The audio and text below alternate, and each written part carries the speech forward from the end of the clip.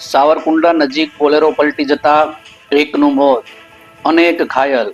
નમસ્કાર, સહજ ન્યૂઝ સાથે હું છું ગોપાલ પેશાણીયા। અમરેલીથી અમારા પ્રતિનિધિ સંજય વાઘેલા પાસેથી મળતી માહિતી મુજબ સાવરકુંડલા તાલુકાના પિયાવા અને સેંજળ ગામ વચ્ચે આજે સાંજે ગંભીર અકસ્માત સર્જાયો હતો।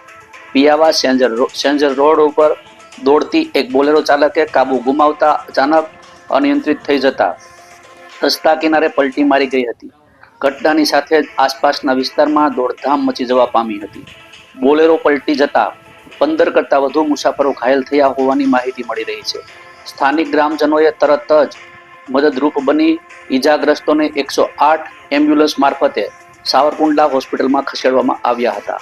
આ અકસ્માતમાં એક મહિલાનું દુર્ભાગ્યવશ મોત થયું છે, જ્યારે અનેક લોકોને ગંભીર ઈજાઓ થતા 9 જેટલા દર્દીઓને અમરેલી રિફર કરવામાં આવ્યા છે। સાવરકુંડલા શહેરના સેવાભાવી લોકો ઘટનાની જાણ થતાં જ હોસ્પિટલ પર પહોંચ્યા હતા અને સારવાર દરમિયાન પરિવારજનોને જરૂરી મદદ પૂરી પાડી હતી। અકસ્માતની જાણ થતાં પોલીસ ઘટના સ્થળે પહોંચી અને આગળની તપાસ શરૂ કરી છે। રિપોર્ટર સંજય વાઘેલા, સહજ ન્યૂઝ, અમરેલી।